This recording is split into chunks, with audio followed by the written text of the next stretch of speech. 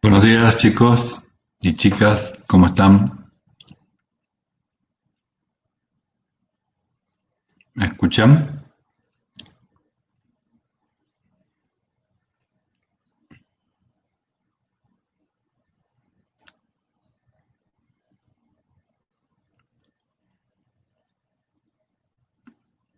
Hola. Bueno, gracias por levantarse temprano. Hoy, buen día, Maxi, Mariano, Darío, y todos los que están en el aula. Hoy vamos a empezar con el desarrollo del marco conceptual del tema 8 de nuestra materia, ya entrando en la etapa final. Y bueno, como vimos anteriormente, al empezar esta segunda parte, lo que hicimos en los capítulos 5, 6 y 7 es ocuparnos de funciones escalares, extendiendo el concepto que teníamos antes en análisis 1 a varias variables. Pero hasta ahora nos hemos manejado con magnitudes escalares, que no son las únicas magnitudes que se manejan en el campo de la matemática.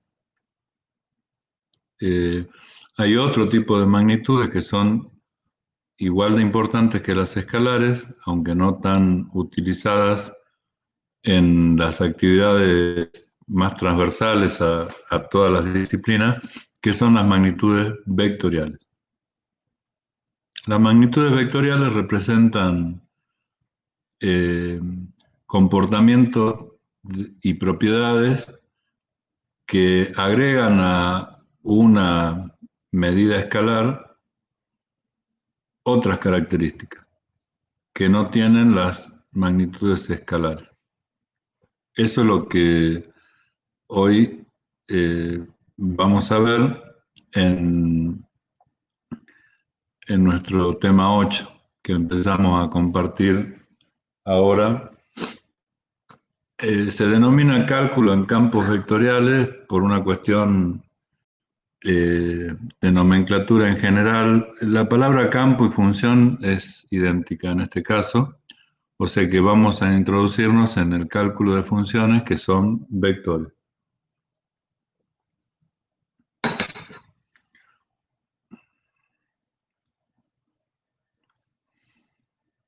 Lo que nosotros sabemos por sentido común o por intuición es que las cantidades escalares quedan determinadas únicamente por su magnitud. Eh, Mientras que las cantidades vectoriales quedan determinadas tanto por su magnitud como por su eh, a ver si podemos ver ahora, un segundito, por favor.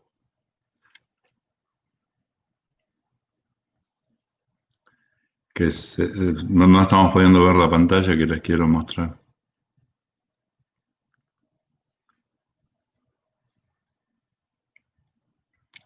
Un segundo.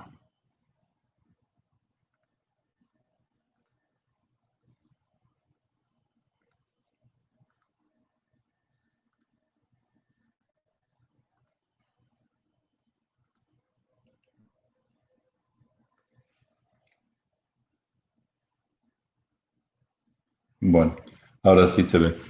Eh, la cantidad escalar queda determinada por su magnitud, es decir, un número. Eh, Longitud, temperatura son magnitudes escalares. Si hoy hace una temperatura de 13 grados, el número 13 ya nos da la idea completa de ese fenómeno. La temperatura puede variar con el tiempo en el mismo lugar o puede variar con el lugar para un mismo tiempo. Por ejemplo, a las 8 de la mañana puede haber distintas temperaturas en San Salvador de Jujuy y la ciudad de La Quiaca. Y en distintos tiempos, en la misma ciudad de San Salvador de Jujuy, puede haber distintas temperaturas. Pero el concepto de función escalar es uno solo, es decir, es un número que indica toda la información que necesitamos de ese fenómeno. No necesitamos ningún dato adicional, mientras que cuando hablamos de un vector, eh, queda determinado no solo por la magnitud, sino también por otras características como la dirección, el sentido, el punto donde se aplica el vector,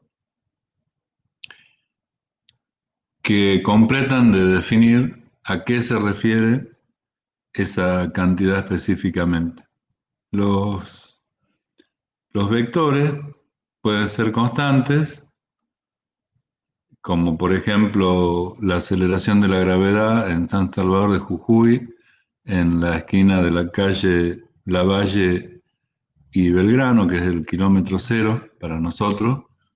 Ahí, si uno pudiera visualizar el vector aceleración de la gravedad sobre la vereda de la Basílica de San Francisco, vería que siempre el vector está ahí clavado y es igual por siempre. Por ahí tiene algunas variaciones que son imperceptibles para los datos que tenemos nosotros, pero el vector está ahí puesto en la vereda imaginariamente, con una longitud de 9,8 metros sobre segundo al cuadrado y una dirección que apunta justamente al centro de la Tierra. Siempre en el mismo sentido, o sea, hacia el piso, y jamás cambia. Esa función no depende del tiempo. Vuelvo a repetir, dentro de los márgenes de medición que nosotros tenemos de las magnitudes físicas, ¿no es cierto? Para introducirnos en funciones vectoriales, tenemos que pensar justamente en el vector como tal y que ese vector, así como una cantidad escalar, como la temperatura puede cambiar con el tiempo, con el desplazamiento, la ciudad, un vector también puede cambiar con el tiempo, con la posición, con el contexto en que nosotros vamos a resolver el problema. Entonces, como paso previo o antecedente para este tema 8, es que tratemos de refrescar la idea que nosotros tenemos de qué es un vector. Eh, Ahí se manejan propiedades de los vectores, se suman, se restan, se pueden multiplicar escalarmente, vectorialmente. La norma de un vector, que acá la llamamos norma en este apunte, se puede llamar también módulo. Los cosenos directores, que son los ángulos que un vector forma con los ejes coordenados del sistema que estemos usando. ¿Qué son vectores perpendiculares? ¿Qué son vectores ortogonales? Y ese conjunto de conceptos es el que nosotros vamos eh, digamos, manejar en este capítulo, que es el capítulo de campos vectoriales o de cálculo en campos vectoriales. ¿Estamos preparados para empezar?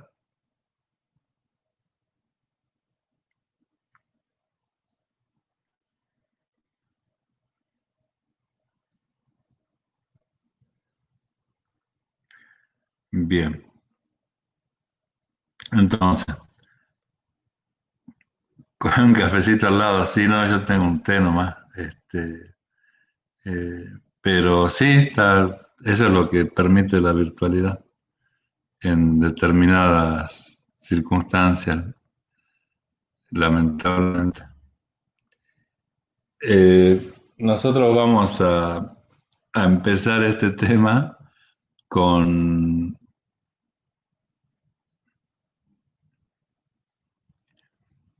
haciendo, digamos, una analogía entre función vectorial, función escalar y campo vectorial.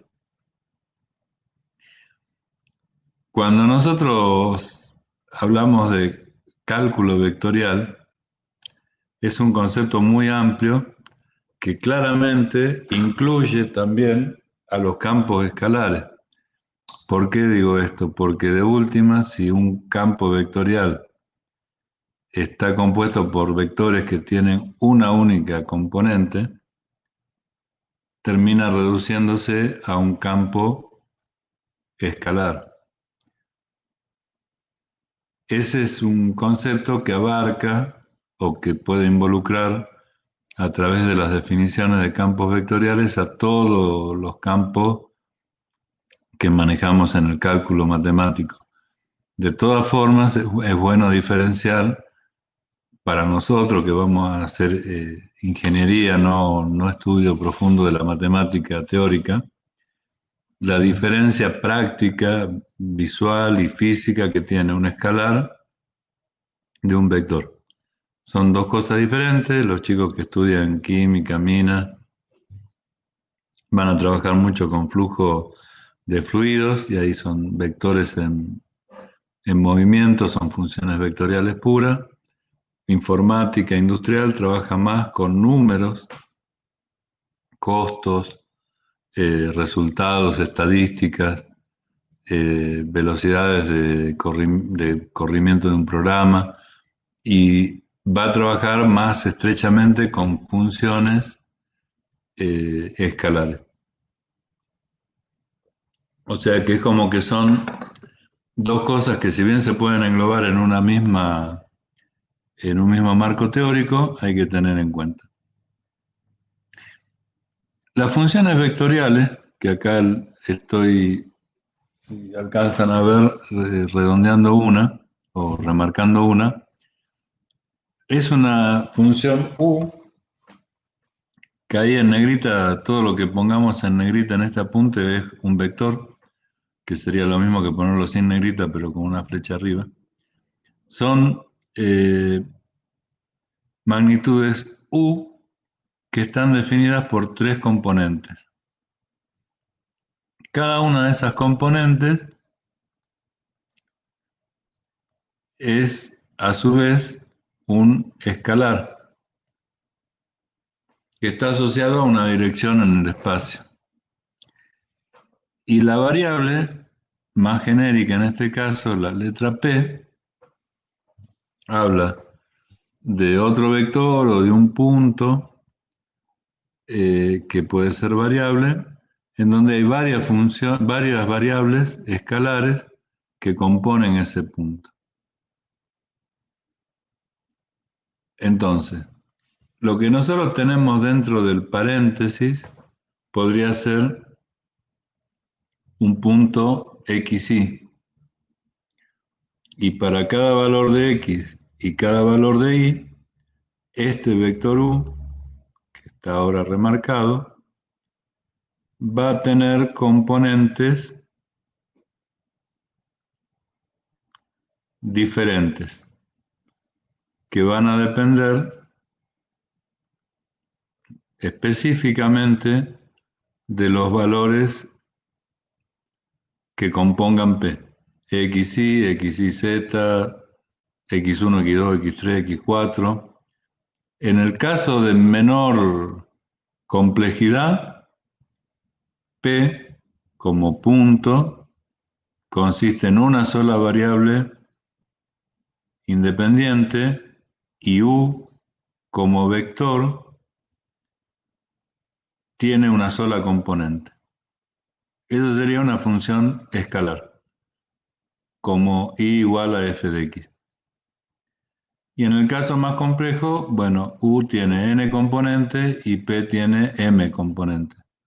O sea, tenemos un problema de un campo vectorial multivariable, que es lo más complejo que se puede producir en funciones en el ámbito del cálculo matemático.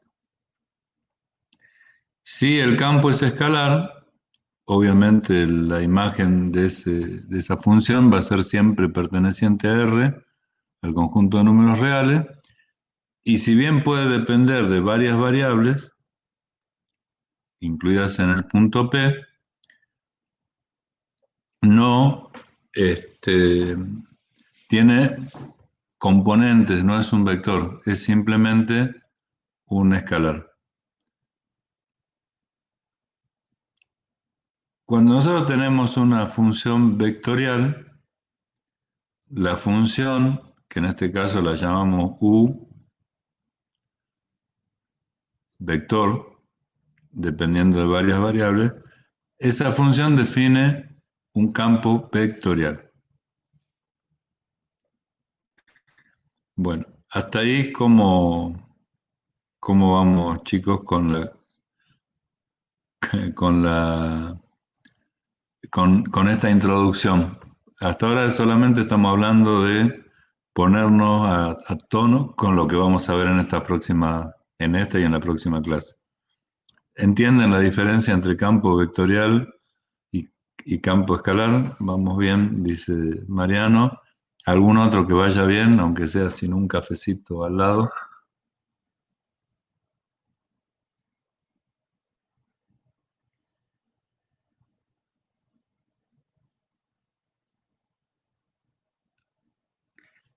Bueno, chicos, bien, bueno, bien, gracias Rolando, gracias Álvaro. Eh, entonces,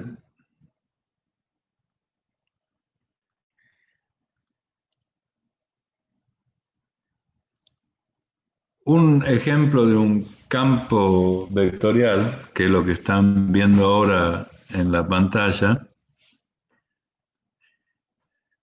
sería la intensidad del viento en un lugar. Ahí, si ustedes se fijan, hay como en el fondo del dibujo una silueta del continente europeo, un pedazo de África también.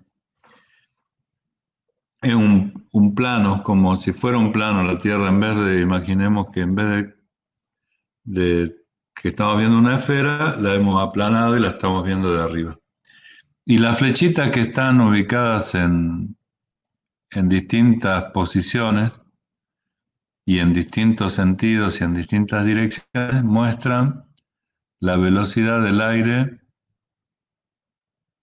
que también lo llamamos viento, ¿no es cierto? La velocidad del aire en cada punto de la superficie a una determinada altura sobre el nivel del mar. Todo eso es para un instante. En ese instante, si uno define como variables independientes x e y, tomando como si fuese este el eje y, y este que está para este lado, ¿no es cierto? Perdón.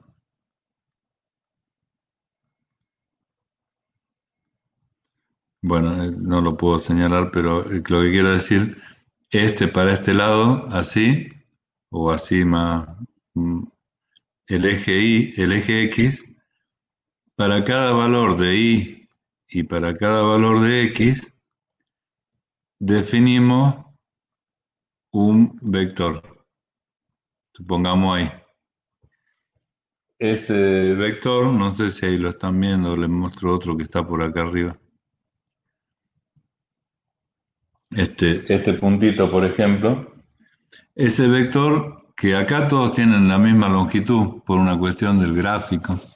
Ese vector va a tener una componente en X, una componente en Y van a generar un módulo y una dirección. Entonces el que está conduciendo un avión, supongamos, y necesita saber el viento, no le es suficiente con que le digan 12 kilómetros por hora, que sería la magnitud escalar. Es importante que sus aparatos de medición de a bordo le indiquen 12 kilómetros por hora y también le indiquen qué componente tiene en cada sentido. Que por ahí hablaríamos de dirección sureste, por ejemplo, en esa flecha que puse como ejemplo, o con coordenadas o con ángulos o con alguna forma de identificar el vector. Eso en el plano sería la representación de un campo vectorial. A ver, antes de empezar con esta parte, quería preguntarle. Ahora lo que vamos a ver son más o menos 5 o 6 minutos. Yo les voy a contar lo que va a ir pasando en el video que vamos a ver, que sería un campo vectorial en el plano, como ese que vimos recién de los vientos, nada más que con la eh, sensación de que las variables cambian. En este caso, el tiempo es lo que vamos a hacer cambiar. Y si ustedes imagínense en el ejemplo anterior, que eran los vientos en una superficie, si ustedes dejan transcurrir el tiempo, esas flechitas, salvo casos muy excepcionales, se irían moviendo de lugar eh, en cuanto al sentido y la dirección. Para cada punto, la flechita en general no permanecería constante. Se iría moviendo tanto en la dirección, el sentido, como en la magnitud. Lo que nosotros ahora vamos a ver es ya un caso más específico en donde el, el campo vectorial en el plano tiene como vida, digamos. Entonces, ahí cada punto representa, supongamos, una partícula de un campo vectorial. Yo voy a ir deteniendo el video para que no nos perdamos con el análisis y disculpen si no es muy fluida la charla esta, pero bueno, estoy practicando también cómo mostrarles un video de la Universidad de Cannes de Alemania eh, para mostrar lo que es un campo vectorial en el plano.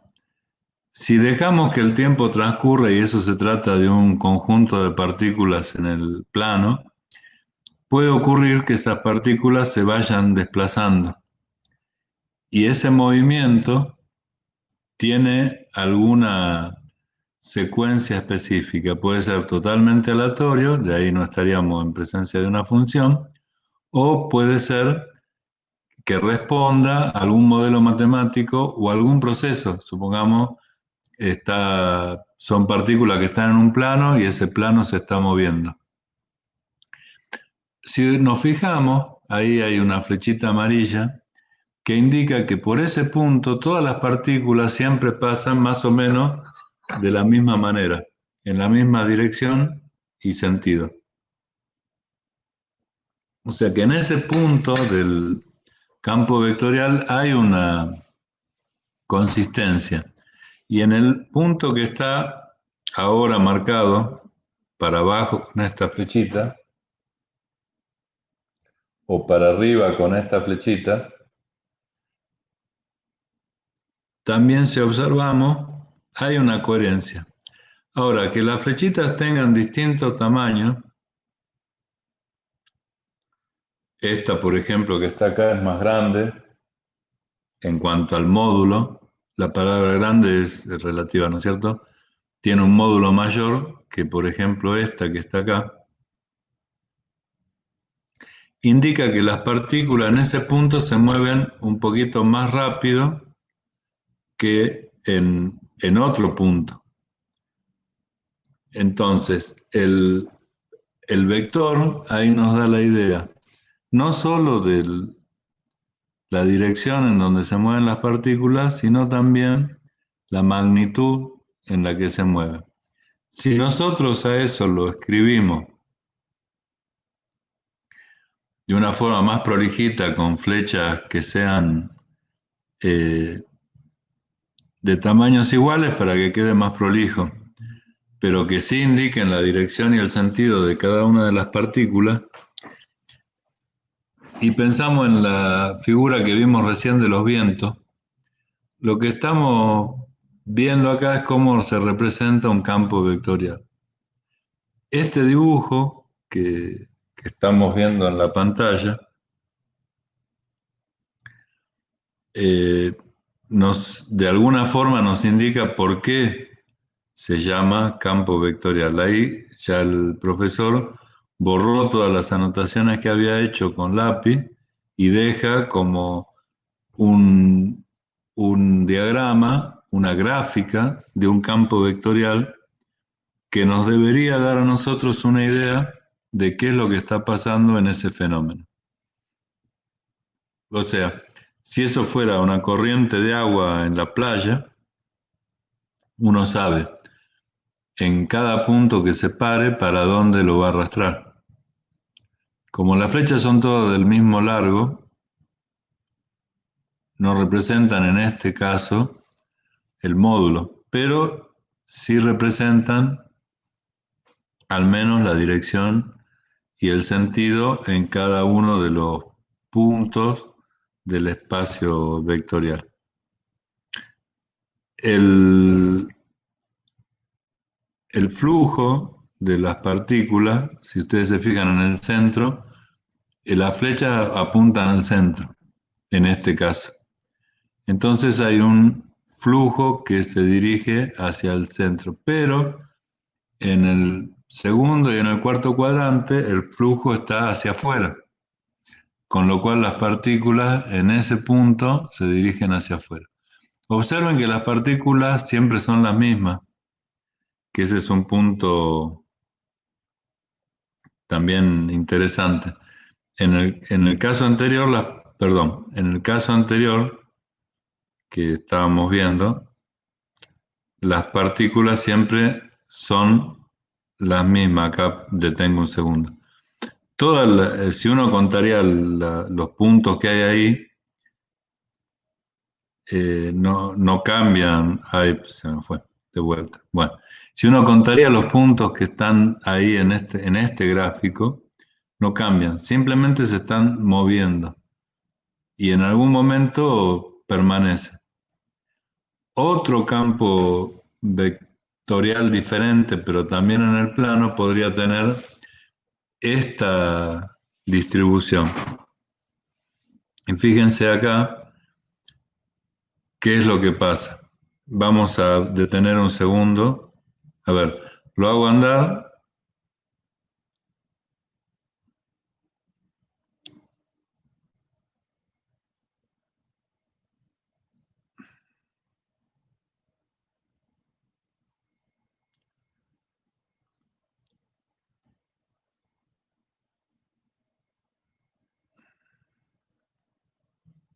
Acá, disculpen chicos, ¿no? Lo hago andar un minutito al campo. Retengan la imagen como se mueven los puntitos.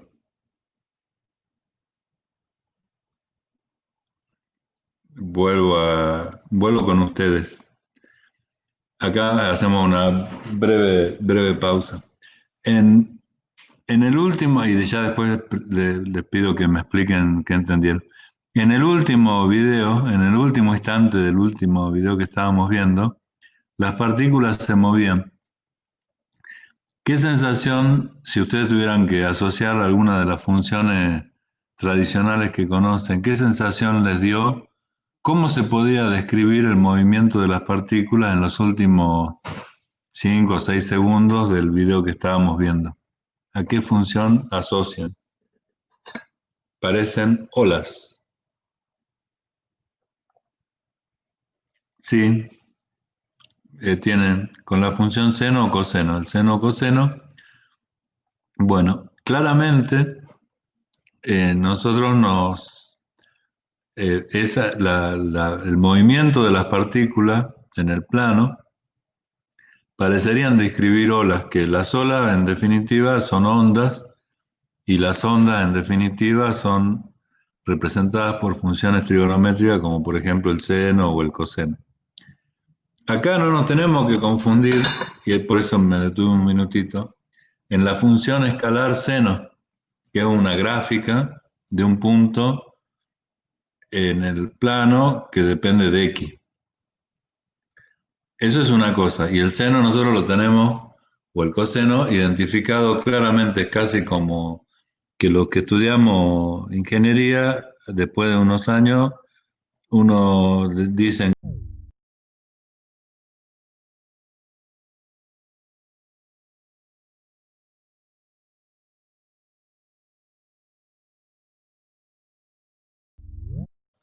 historia no lo asocia con un coseno o con un seno, pero sí lo asocia con otra cosa, con eras del avance de la humanidad, no sé, con otra concepción mental que tienen. Nosotros como estudiantes de ingeniería, por lo general esas cosas ya las tenemos eh, muy interiorizadas. Entonces vemos una ola y pensamos en un coseno. En términos generales estoy hablando, ¿no? No todos somos iguales para nuestros mecanismos mentales. La diferencia entre la función coseno, que uno la dibuja y es estática, y lo que acabamos de ver, que son puntos en movimiento, es importante y es la diferencia entre campo escalar y vectorial. Lo que nosotros vemos en el video, que ahora voy a intentar compartirlo de vuelta enseguida, eh,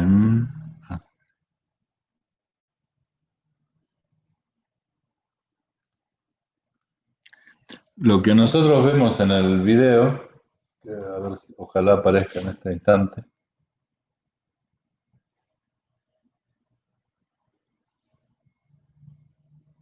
todavía no se ve.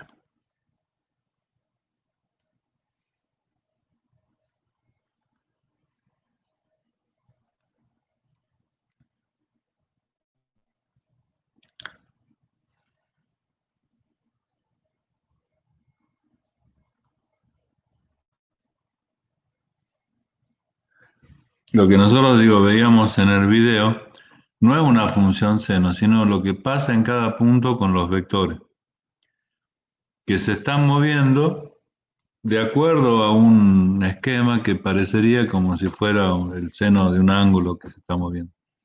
Este que vemos ahora es otro campo vectorial donde parecería que al flujo sería como un líquido que lo están expulsando de un recipiente. Y todas las flechitas avanzan hacia afuera. Y recordemos que estamos en 2D, ¿no es cierto? No en 3D. Entonces, como que si del centro nosotros estuviéramos expulsando o haciendo fuerza hacia afuera, lo voy a repetir. Recordemos, estamos en campos vectoriales en el plano. Lo que se ve en el dibujo es que desde el centro del eje de coordenadas, el campo vectorial tiene una distribución de fuerza o magnitudes que se alejan del origen. Si esto fuera un campo de fuerzas y ustedes estuvieran parados en el punto 00, para quedarse quietos se tendrían que agarrar de los ejes, porque el campo de fuerza lo está tratando de mover hacia todas direcciones. Ese es otro campo vectorial en el plano, ¿no es cierto? O sea, en este caso sería un campo vectorial que expulsa a las partículas que están en el origen y las va desparramando hacia afuera. Por ejemplo, sería como ejemplo más práctico, a ver, eh, imaginemos, ay por Dios, perdón chicos, imaginemos acá en este punto, en el origen, que nosotros tuviéramos un techo, que fuera el techo de cuando íbamos a clase a las aulas, el techo de un aula. Y en el techo del aula tendríamos una lámina de calefacción, en donde el calor se genera en el centro del techo, porque ahí hay un foco, digamos, de temperatura, por ejemplo, no sé, una resistencia eléctrica, un, una estufa a gas o lo que sea. Justo imaginémonos de vuelta el techo del aula y que en el medio del techo ahí estamos calefaccionando el piso de arriba y el aula de abajo. Y que la fuente de calor estuviera justo en el centro. La radiación del calor se produciría exactamente hacia afuera. O sea, la radiación del calor se produciría exactamente hacia afuera. Y en cada punto, el flujo de calor iría en las direcciones que marcan la flechita. Ese sería si, el caso también de un campo vectorial. Si bien la temperatura en cada punto es una escalar, la variación de la temperatura o el flujo de calor es un vectorial. Este es un campo un poquito más desordenado, en donde el, el flujo en el primero y en el tercer cuadrante se dirige hacia el centro, en el segundo y el cuarto cuadrante se aleja del centro, y después hay una transferencia de partículas entre los cuatro cuadrantes y es un flujo en donde también se mantiene el número de partículas, no se van del campo, pero eh, digamos, su movimiento no es homogéneo en cada uno de los cuadrantes. Estos flujos en donde las partículas permanecen siempre constantes se llaman campos vectoriales conservativos.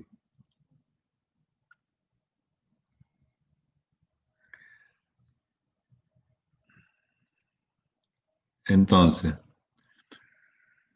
ahí lo que nosotros alcanzamos a ver en ese video es como simplemente la,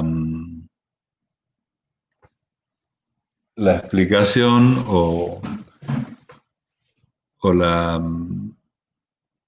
la comprensión. Ahora ya les comparto, chicos, perdón.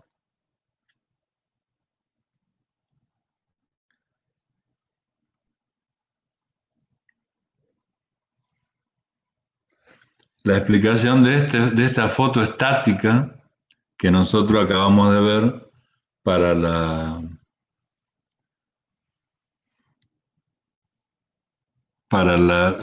imagen de los vientos en el plano. Eso, que es un campo vectorial, tiene el significado más preciso con la imagen que vimos nosotros recién. Ahora, si nosotros pensamos en una cañería, eso que está dibujado ahí quiere representar un caño.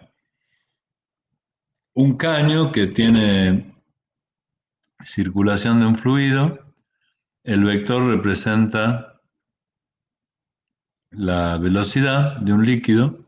La velocidad claramente es una magnitud vectorial porque se define por su módulo o intensidad, pero también queda definida por la dirección y el sentido y el punto en donde está aplicado ese vector.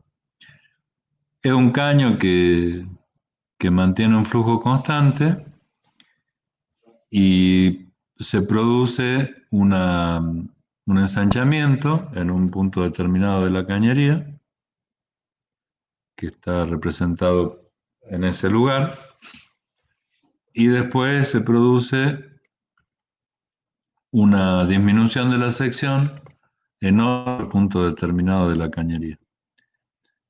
El flujo, esto es totalmente idealizado, ¿no es cierto? Pero si no hay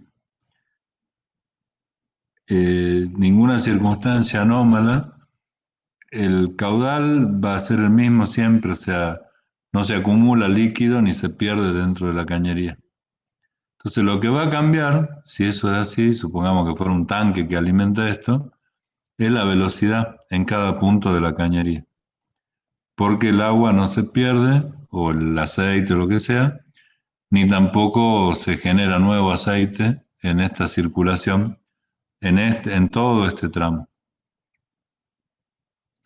O sea que la cantidad de agua que pasa por una sección determinada en un determinado tiempo es la misma acá, acá y acá.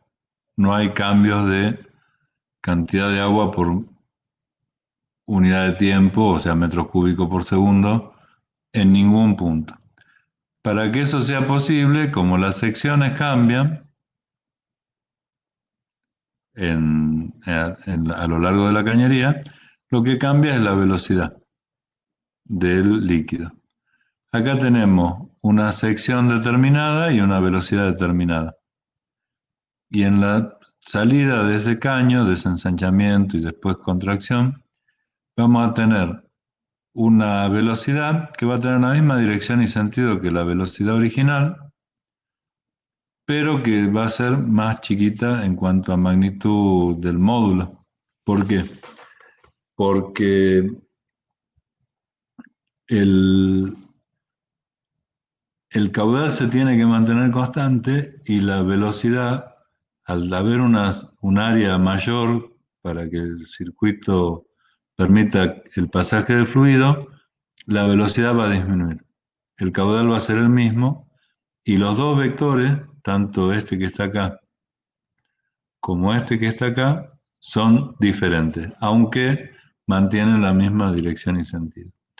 En el medio de esta sección rara, o sea que va cambiando a cada instante, la velocidad cambia, va a tener distintos valores. Acá hay representadas tres flechitas nada más, muy, digamos, comparado con las animaciones anteriores, esto es muy rústico, muy, muy básico, pero también les da una idea de cómo está funcionando el concepto de campo vectorial. Eh, esto, en este problema, nosotros podríamos analizar al campo vectorial desde dos puntos de vista. ¿Cómo varía el campo vectorial en un punto con relación al tiempo? Y ahí lo que vamos a ver es que si las condiciones son normales, el campo vectorial en función del tiempo en cada punto sería una constante. Y el otro análisis que podemos hacer es cómo varía el campo vectorial en términos de la posición en la cañería. Y ahí vamos a ver que el campo vectorial es variable. Bueno, a ver, chicos.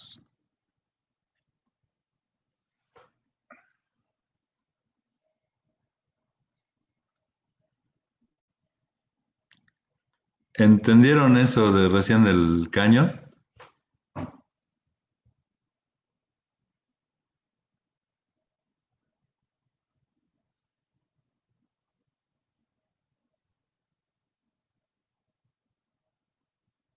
Uy, bueno, qué suerte. El,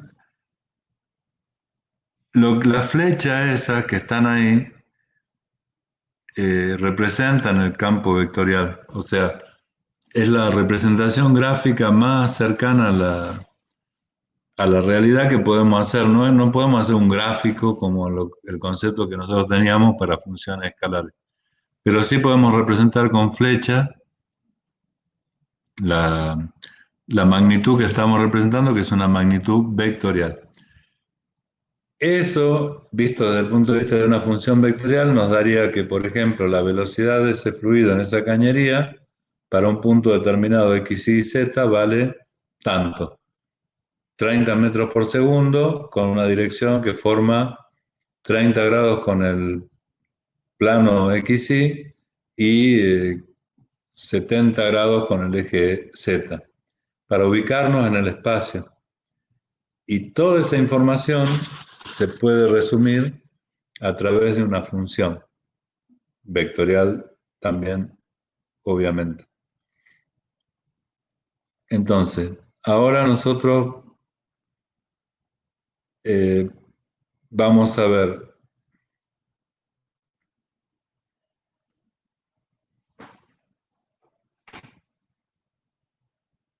un, una representación estática de un campo vectorial en el espacio, diferente a la de la cañería, que sería el campo vectorial de la Tierra. Ahí el título este que está acá puesto en inglés, la verdad que no conseguí, tampoco lo actualicé, pero me parece interesante para representar el campo. Dice, el campo magnético de la Tierra. La palabra campo está utilizada desde hace años, digamos, y más que no es la función magnética de la Tierra, sino es el campo magnético de la Tierra. Nosotros en matemáticas la llamamos función habitualmente, no campo, pero a nivel de genérico, la palabra es campo. Entonces, el campo magnético de la Tierra, que acá está dibujado en este gráfico, que obviamente está en el plano el gráfico, pero ustedes imagínense que eso va en tres dimensiones. En cada punto del espacio, ya sea de la superficie de la Tierra o del espacio, la flechita no es el campo gravitatorio, no es el campo magnético de la Tierra, el campo magnético de la Tierra, tiene una orientación, por eso la brújula se da vuelta para un lado o para el otro, o un imán, digamos, si lo quieren ver. El campo gravitatorio de la Tierra tendría otro dibujo que ustedes se lo pueden imaginar, con todas flechas entrando hacia la Tierra desde todos lados, como la cabeza de la propaganda de Geniol de hace muchos años, en donde estaba llena de clavos para representar el dolor de cabeza justamente, con clavos que apuntaban al centro del cerebro de la persona o de la caricatura que estaba dibujando. Acá el campo gravitatorio de la Tierra sería eh, una serie de rectas, de vectores rectos que apuntan hacia el centro de la Tierra desde todas partes.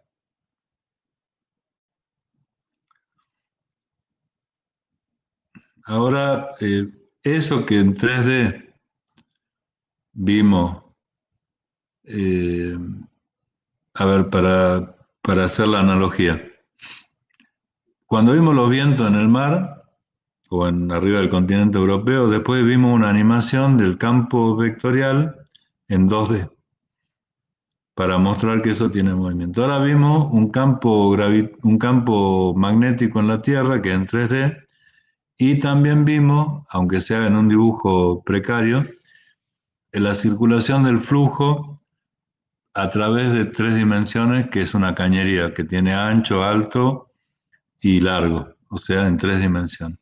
Lo que vamos a compartir ahora es otra pequeña animación, pero de un campo eh, vectorial 3D. Vamos a ver si la podemos compartir. Sí, parece que sí. Bueno, entonces, estamos ubicados ahora en tres dimensiones. Imaginemos que la cañería pasa por el eje X, si lo queremos llamar X, y a ver, ahí me estoy acercando con el cursor al eje X. Ahí lo dejo un minutito para que lo vean. Imaginamos que el eje X es esta flechita, que es una flecha, pues le hicieron un cono muy bonito, y el caño en el ejercicio o en el ejemplo que vimos recién sería este eje. Bueno, ahora vamos a ver cómo se comporta un campo vectorial en 3 dimensiones. Primero, la función que representa el campo vectorial va a ser un vector que tiene 3 componentes. Una componente en el eje X, otra componente en el eje Y y otra en el eje Z. 3 componentes. Pero a su vez, esas componentes pueden ser funciones de otras variables. Los puntos en cualquier parte del espacio son X, Y y Z. Y para cada punto, el vector que se forma, o sea que tiene 3 componentes, va a tener una determinada dirección. Supongamos un caso más particular, que el vector solo tenga una componente en la dirección de X, o sea que en X tenga el valor 1, la componente. Los vectores van a ser paralelos al eje X. Si el valor es 1, bueno, van a medir 1. Y en todas las partes del espacio, si ese es si este que está acá es el campo vectorial y se mantiene constante, o sea, 1, 0, 0, para todos los valores de X, Y, Z, el campo vectorial va a ser representado por el conjunto de vectores que está dibujado en el video, que lo podemos ver de distintos lugares, ¿no es cierto? O sea, lo podemos dar vuelta, el profe lo puede dar vuelta, pero es un campo vectorial constante. Imagínense que si eso representara el flujo de la cañería que estábamos viendo recién, estaría diciendo que la cañería es perfectamente cilíndrica y no hay ningún ensanchamiento ni tampoco un engostamiento o un angostamiento de la sección.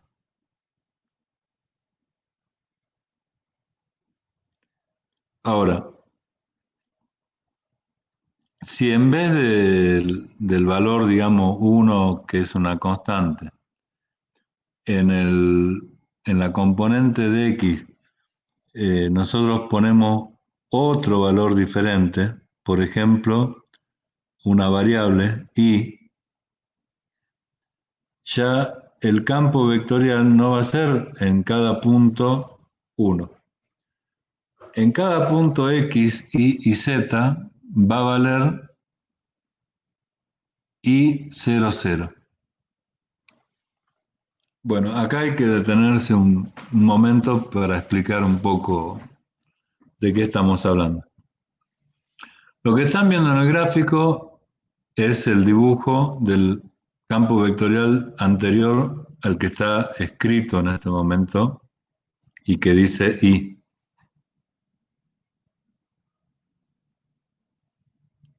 Bien. Recién ahí decía 1 y el gráfico que daba como resultado es el que estábamos viendo en la pantalla. Todas flechitas alineadas que tienen las siguientes características. Solamente tienen componente en el eje X y ese componente vale 1 para todos los puntos del espacio.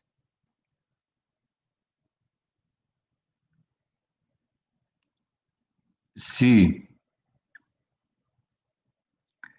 en ese momento nosotros en vez de 1 ponemos Y,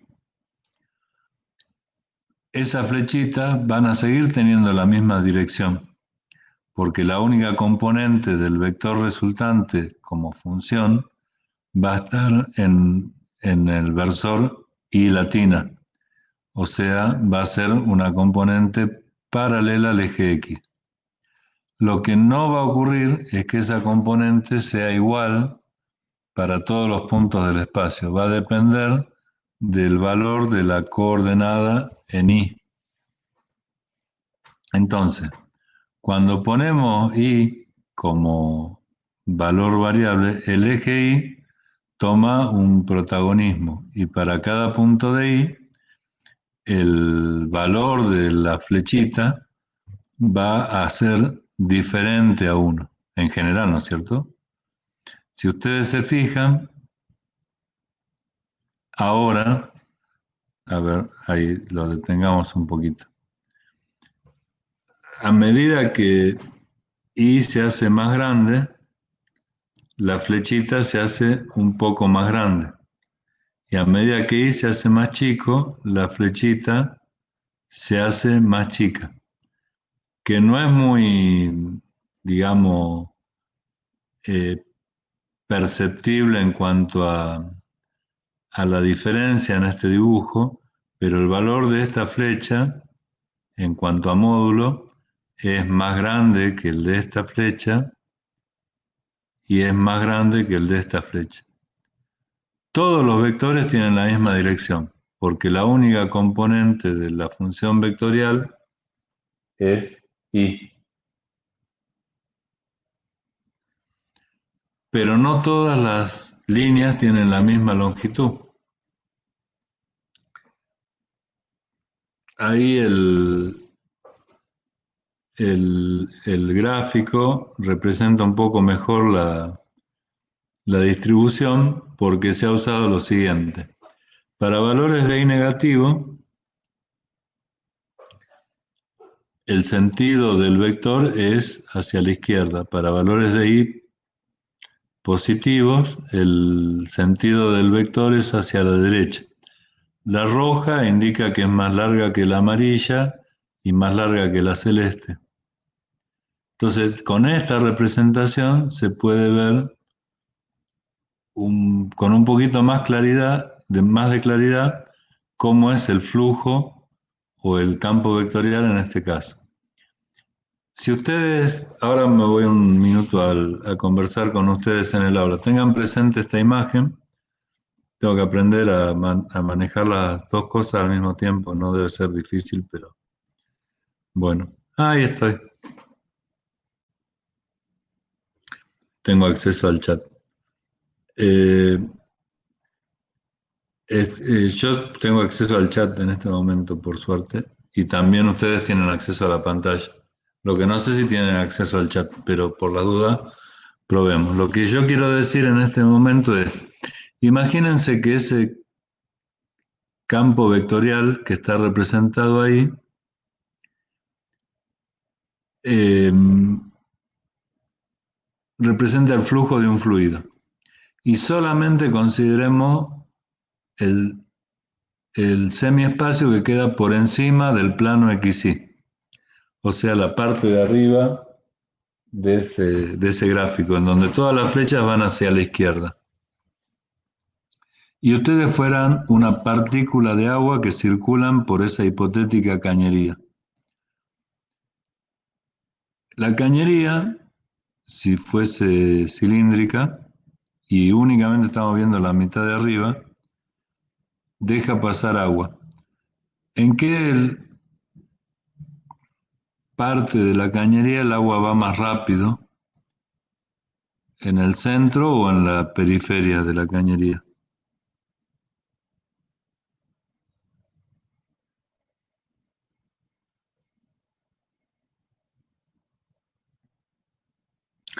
En la periferia, es decir, si ustedes van a tener, eh, digamos, una situación que analizar en el caso de química o ingeniería en minas, y tienen una situación donde la función que les da la velocidad del fluido se representa con un campo escalar de este tipo, van a saber que en la periferia las partículas circulan más rápido y por alguna razón en el centro hay alguna circunstancia que hace que las partículas circulen más despacio. Eso se puede representar perfectamente a través de un campo escalar,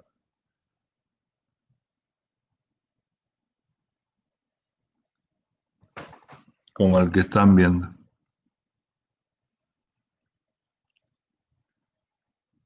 En este caso también estamos hablando de un campo vectorial en donde las condiciones son relativamente simples en cuanto a la función.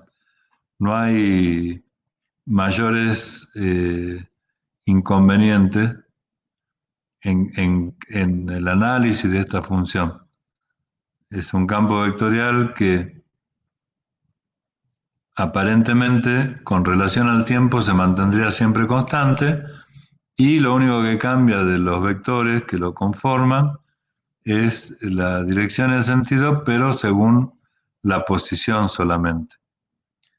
Esos gráficos que nosotros estamos viendo ahí, imaginemos que no son sencillos de realizar si no fuese con algún tipo de software aplicado a la modelización de funciones vectoriales. Ahí el profesor lo está mostrando de todos los lados posibles, pero la idea es que el campo vectorial que se visualiza queda representado por un vector. En, en otras circunstancias puede ocurrir que el campo vectorial tenga componentes en los tres ejes. Entonces, acá lo que está mostrando el profesor es un punto en el espacio.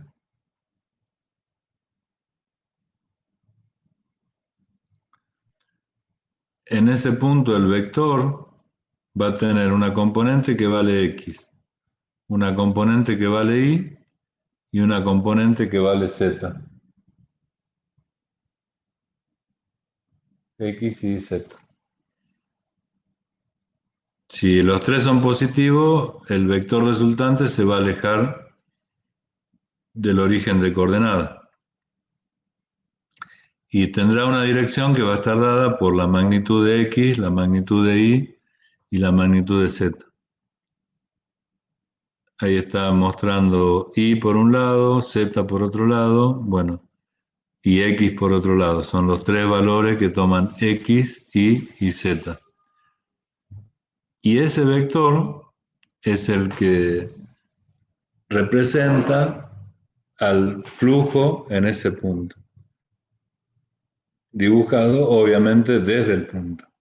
Se aleja del centro de coordenada en una dirección que va a ser correspondiente a los valores de x y z en ese punto.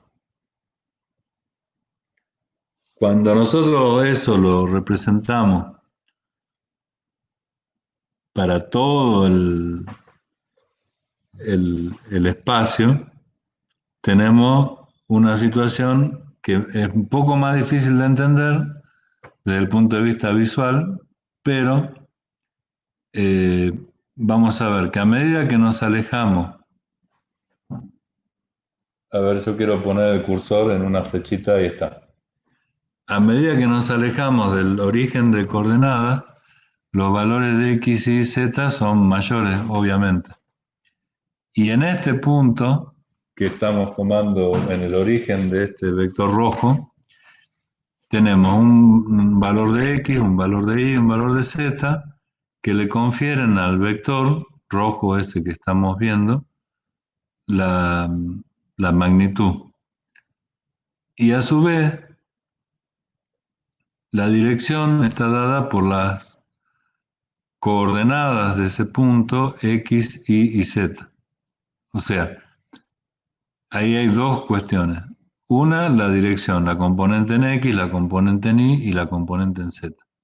Y otra, el módulo del vector, que sería la raíz cuadrada del valor de x al cuadrado más y al cuadrado más z al cuadrado. La elección de la función justo x, y z para cada componente es muy arbitraria, pero es una de las pocas que se puede representar gráficamente con relativa sencillez, por decirlo de alguna manera. Ahí si ustedes se fijan, el campo vectorial es un campo que se expande a partir del origen de coordenada y nos genera esa gráfica que es tan bonita, digamos, pero tan diferente a la que estábamos acostumbrados nosotros de representación de funciones de una variable independiente. Acá estamos hablando de campos vectoriales de varias variables independientes y nos estamos metiendo un poquito en el campo de la ingeniería propiamente dicha, más allá de la matemática pura, sino que estamos de alguna manera dando un pequeño paso para interpretar algunos fenómenos que eh, se dan en este contexto.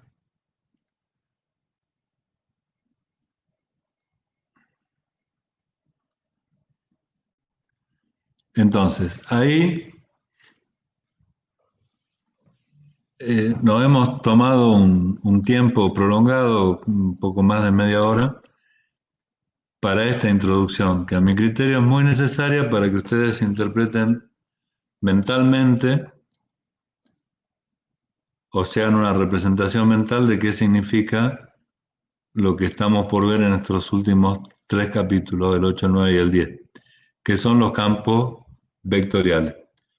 ¿Alguna consulta antes de empezar con la última parte de la clase? ¿Qué les pareció la experiencia?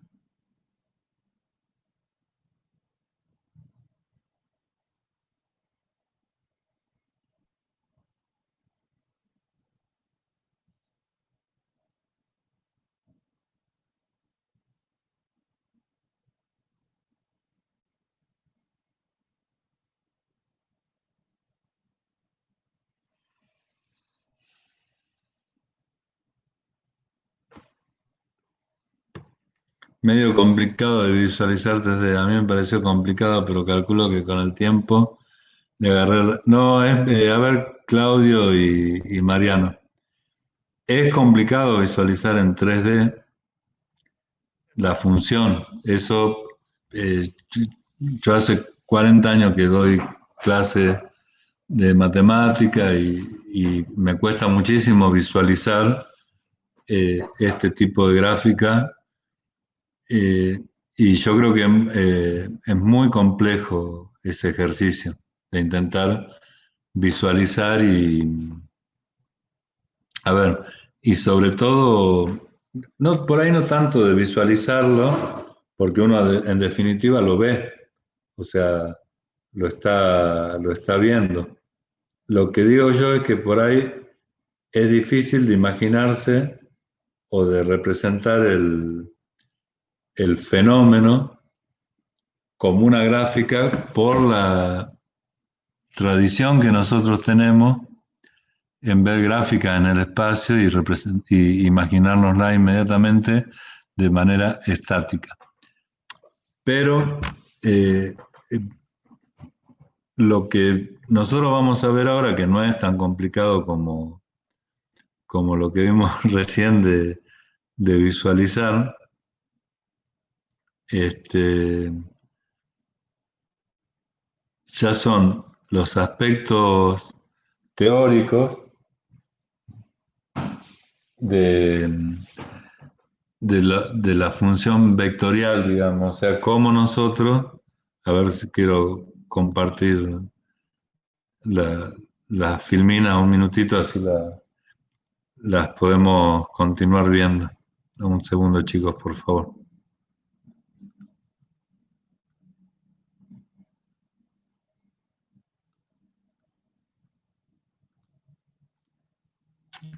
A ver si se ve ahora.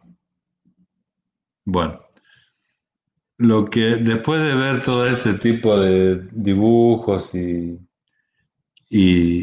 imaginación en cuanto a qué es o cómo podemos ver un campo vectorial, tenemos que volver a la realidad de las definiciones. Y si bien la función vectorial es muy difícil de imaginar gráficamente o visualmente, tiene un marco teórico que es igual al de las funciones escalares. Por eso que desde el punto de vista matemático no nos mueve la aguja el hecho de hablar de una función vectorial o escalar.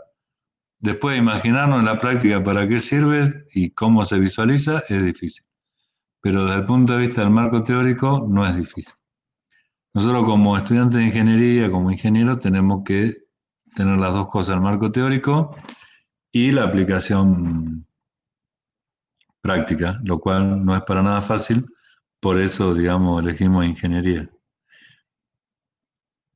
El, el concepto se inicia desde lo que es límite y continuidad, como hicimos en funciones escalares.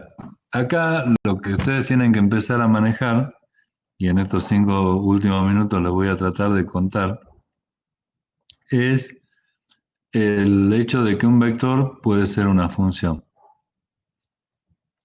Cuando nosotros decimos que una función u tiene componentes u1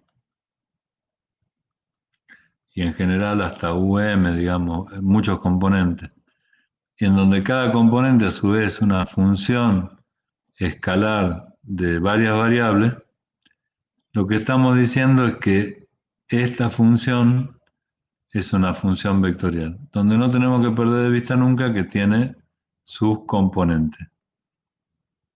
U1, U2, U3 hasta UM. Esa función está representada en un espacio n-dimensional o m-dimensional, según sea el caso, y la definición de límite,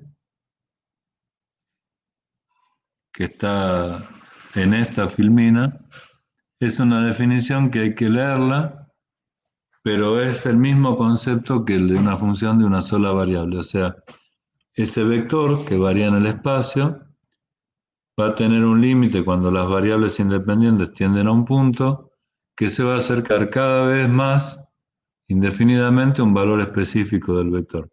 Si eso es así, el límite existe y es el valor del vector en ese punto. Estamos hablando de funciones vectoriales. Y con ese concepto, y un poco para, digamos, ir cerrando esta clase, vamos a hablar de lo que es la derivada de una función vectorial. Acá nosotros tenemos un dibujo, perdón, que sería todo esto, en donde vamos a imaginar que estamos en el espacio.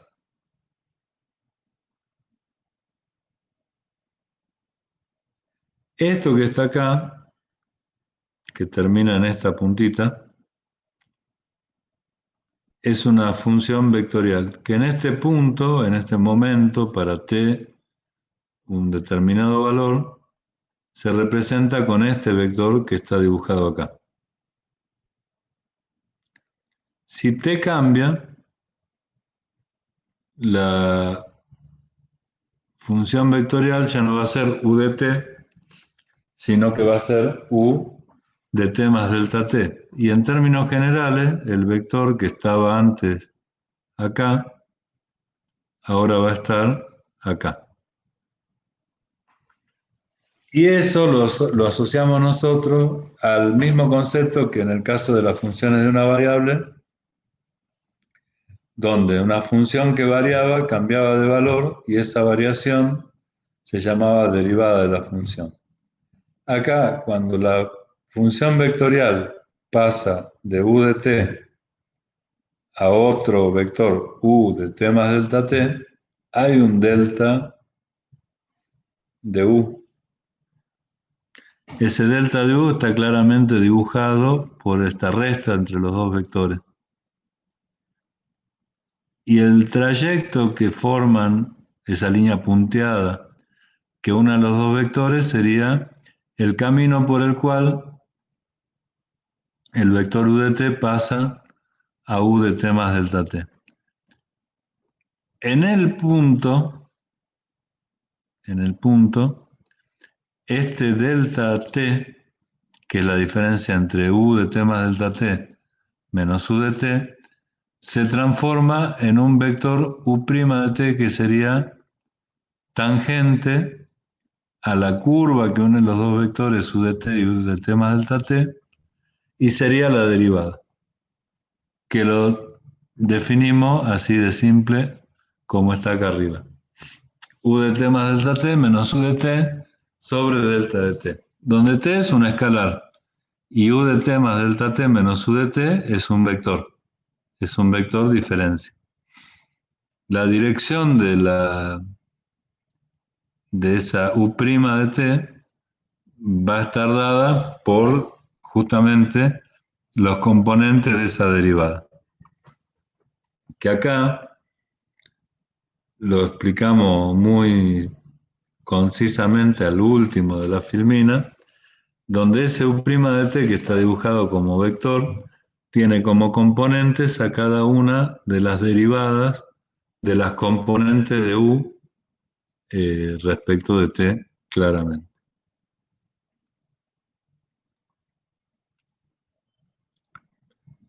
Ahí tenemos que hacer una pausa hasta el martes para que veamos toda la parte teórica eh, formal, digamos, de lo que son los campos vectoriales.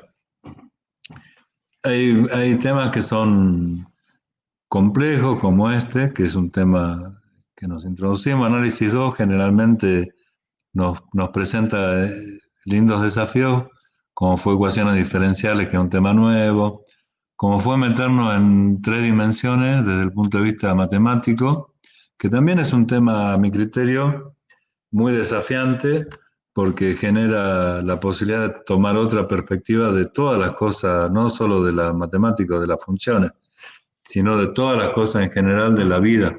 O sea, entrar en muchas dimensiones como persona a nosotros nos hace eh, salir del plano, por decirlo de alguna forma, y participar de dimensiones en las cuales no estamos acostumbrados a participar. Eso eh, se puede considerar en todos los aspectos del, de la actividad del hombre. O sea, uno se limita al plano, en términos generales, durante toda su vida, cuando hay n dimensiones que lo completan a uno como persona. Y si a ustedes les cuesta, como a mí me cuesta, imaginarnos un vector en varias dimensiones, que es algo, hasta yo diría, menor en cuanto a la complejidad de la vida, imaginémonos también como ingenieros actuando frente a la sociedad en un espacio multidimensional, donde nosotros por lo general nos encuadramos en un plano y no vemos más allá de ese plano. Hoy lo que vimos como concepto es que desde el punto de vista matemático hay una forma de explicar cómo la complejidad del mundo es en muchas dimensiones. ¿Lo podemos representar matemáticamente? Y en muchos casos sí. ¿Lo podemos interpretar nosotros mentalmente? Y en muchos casos no.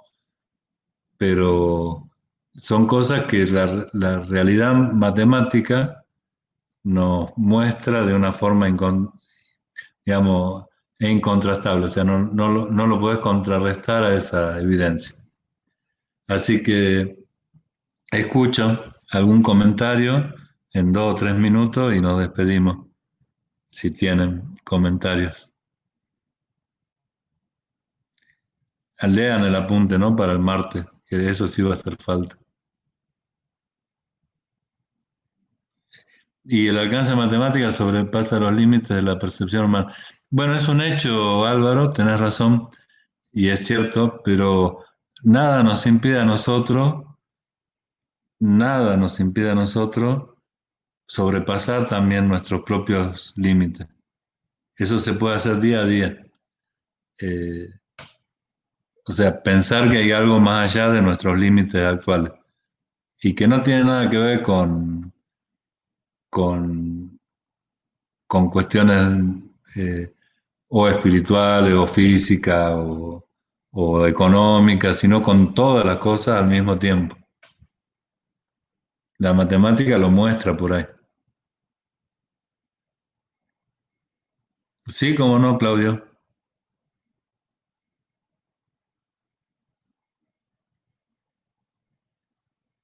¿Alguna consulta de la clase? Así nos quedamos charlando en el aula con Claudio y ustedes se van a la práctica. Sí, habla. Ay, no, no puedes hablar. ¿Dónde está Darío?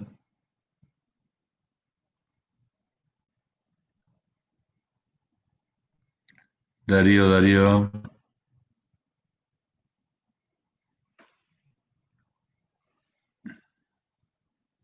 Espera que te tengo que habilitar yo para que hables, Darío. Espera un segundo.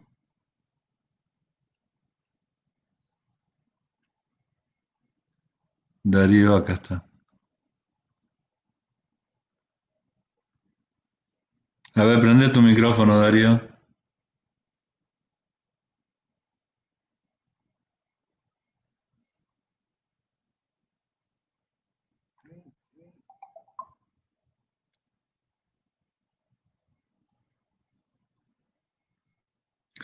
Ah, no, eso está mal. Debe ser el 19 y no lo cambié. Perdón, ya lo cambio. Muchas gracias por el dato.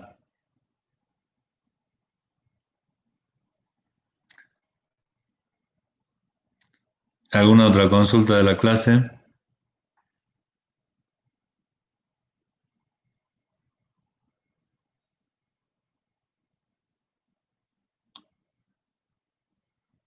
Bueno, muchas gracias. Decime, Claudio. No sé si podés prender el micrófono, yo eso no lo sé manejar, Claudio. Hasta el martes, chicos.